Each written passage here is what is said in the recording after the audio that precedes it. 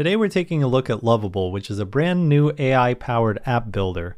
Now, I've tried a number of these in the past, and I haven't been particularly impressed with any of them up till this point, and I've gravitated more towards code-centric tools such as Cursor and Windsurf. But after I tried Lovable, I was actually pretty impressed. So let me show you what it's all about and some of the features that really make it stand out. As with most of these tools, you're going to start out by typing a prompt in here that describes what you want to build. In this case, I'm going to be building a note-taking app that allows you to write a note and upload an image and then be able to share that note with other users via a unique URL. It should be somewhat similar to Google Keep. All right, so we'll send that off. And now it's going to start doing some thinking and planning on how to actually implement this for me. All right, and we see that it's making some assumptions. It's going to start using Tailwind to do some of the styling here. We got TypeScript files. I think that's a good call.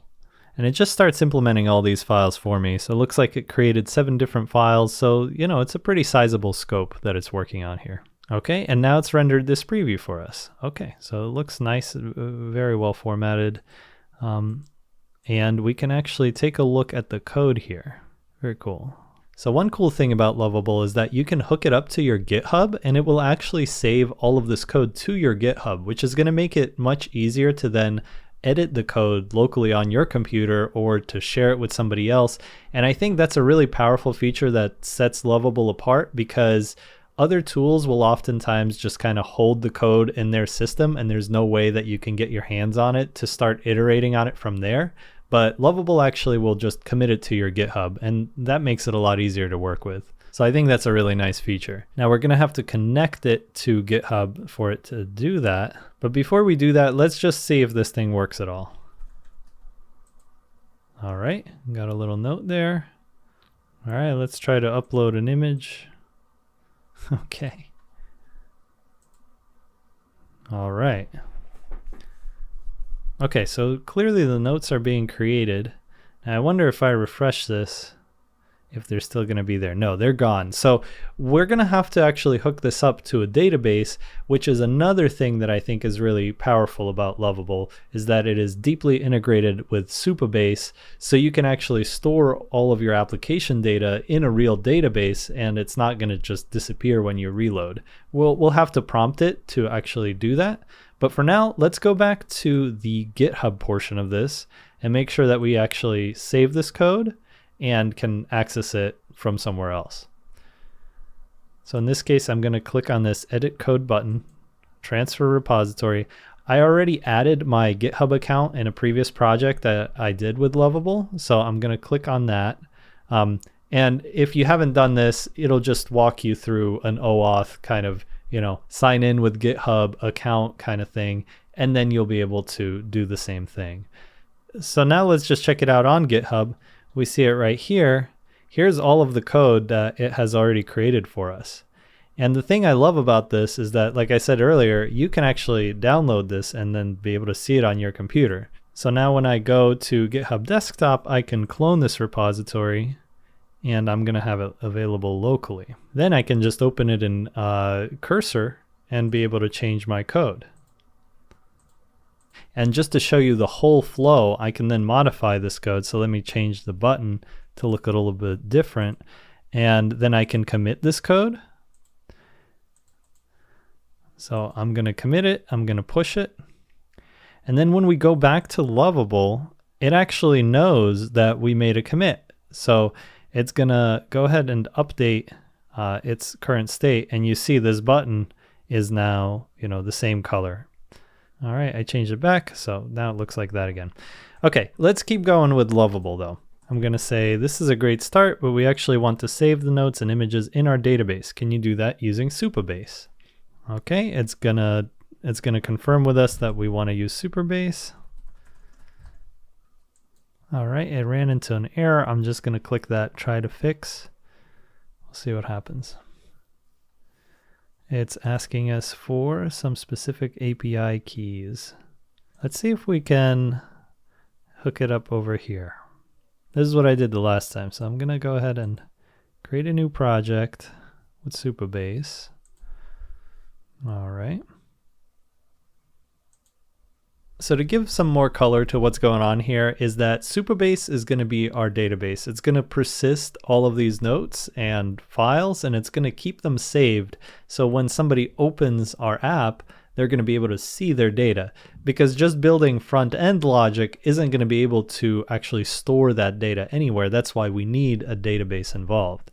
And the other thing that Supabase is going to do is actually provide authentication for us so that we can differentiate users from one another. So if you log in, you'll see your notes. If I log in, I'll see my notes, and then we'll be able to share them back and forth. Okay, so I created that new project. Let's see if I click that here now.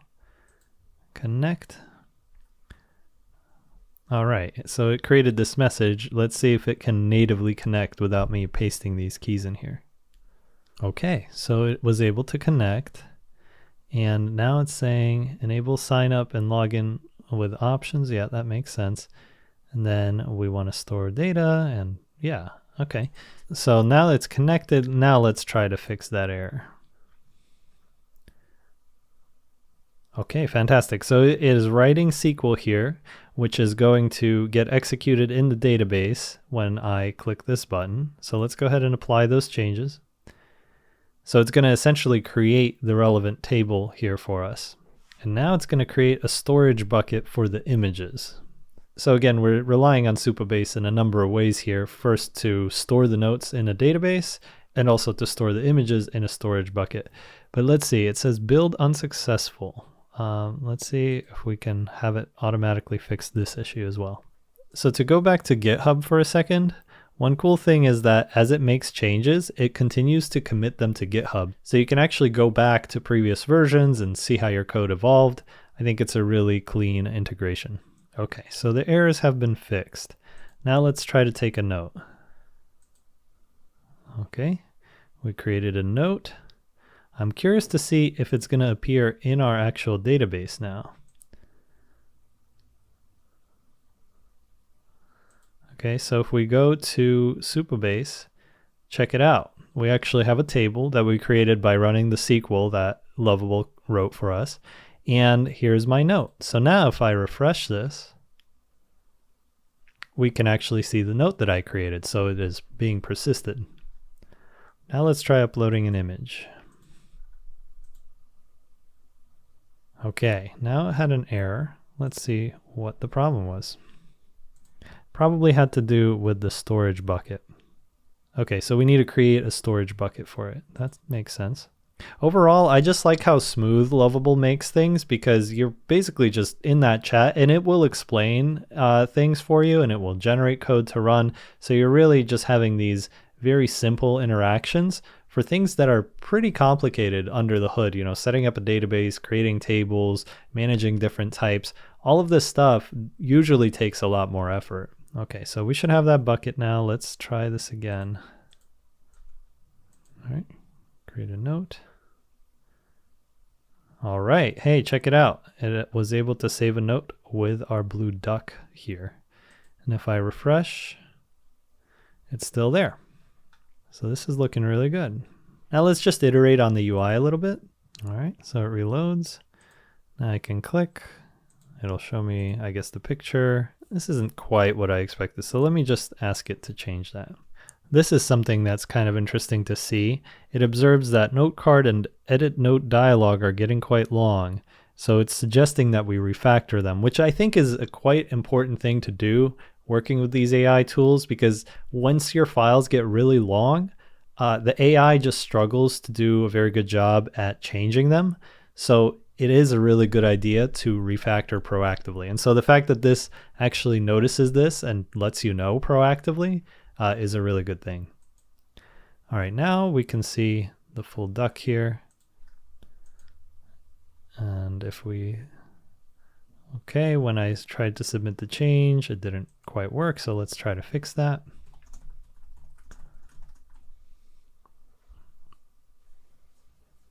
Okay, let's try it again. So it failed to update the note.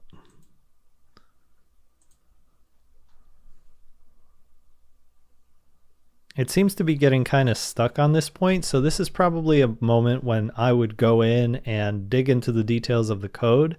which thankfully with Lovable you can go and do because it is so deeply integrated with GitHub. But I'm just going to skip over this issue for now so that we can talk about the authentication, which is another thing that is important for real applications that some of these tools don't really support. But with Lovable being integrated with Supabase, we should be able to implement that. So let's go ahead and move on to that feature. So I'm going to ask it to add authentication and login for the app, and we will use Supabase Auth. Okay, so it's asking for some clarifications about what kind of user data we're going to store.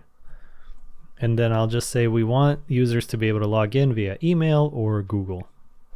Okay, so it's got some SQL for us so we can store our users in the database. We'll run that. All right, it's telling us to go to the auth providers. Again, pretty smooth that it just takes us here and we can set it up. If we enable Google, I think we need to take some extra steps to set that up. Let's just skip that for now. We'll just go with the email sign-in approach. And hey, look at this. This is a really nice sign-in screen. Let's sign up.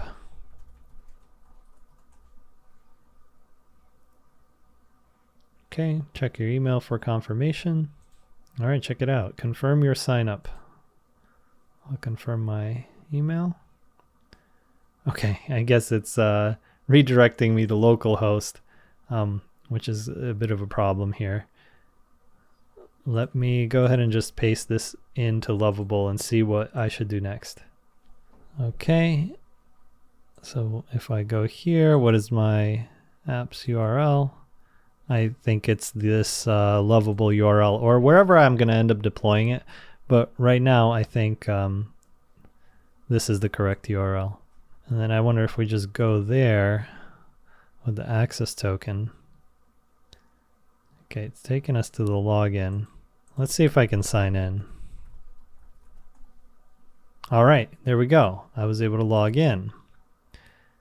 Excellent. I can log out. I'll just mess up the password and you see it handles that properly. Now right now both of these notes are not actually associated with my user, so it's just showing me all of the notes. So let's have it update this so that when it stores notes, it stores the user ID, and when it retrieves notes, it only retrieves the notes for that user. Okay, so I explained that I wanted to associate the notes with my user. And then when I share the note, it should have a public link so that anybody with that link can actually see it. Okay, so we got some SQL here. Nice to be able to interact with all the layers of our app from one place. Okay, so I no longer see those notes because they're not associated with my user. All right, so we'll write a note. Note successfully created. Here it is. Then if I log out, and let me create a different account so we can test this out. Okay, so here I am signed in with a different account and I don't see the note. I can create my own notes here, but I don't see this note.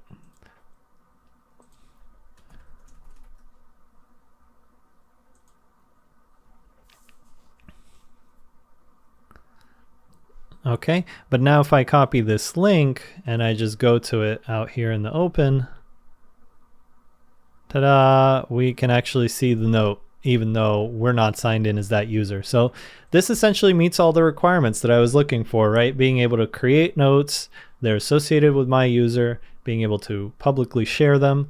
And I was able to get all of that working in about 45 minutes. So that really shows you how quickly you can start new projects with this.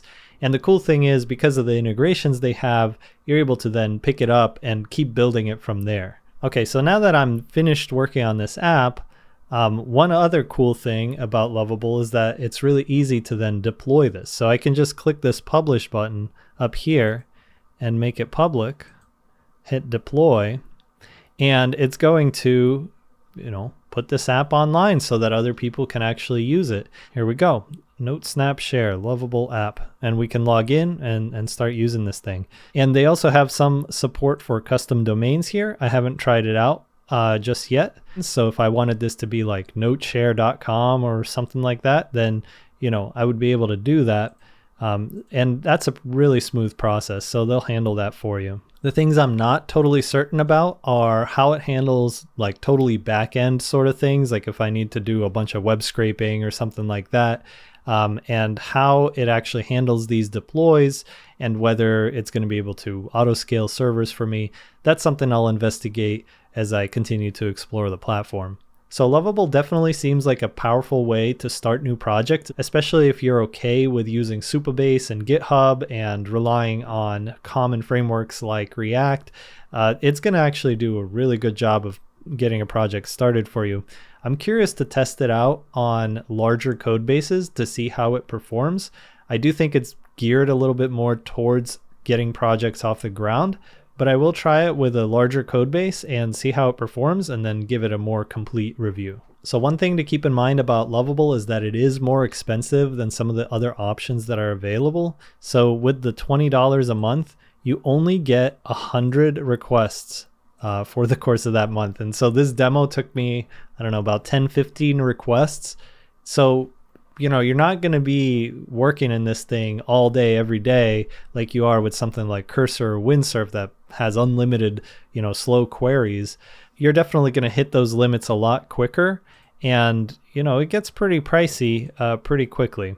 That being said, I think the Supabase and the GitHub integrations and just the fact that it works very smoothly really set it apart from some of the other options. And I really think they've done a great job with the overall user experience. It's definitely simplified, but also because of those integrations, it's capable of doing quite a lot. Now, Lovable isn't the only AI app builder out there, so check out this video to see what I thought about some of the other ones.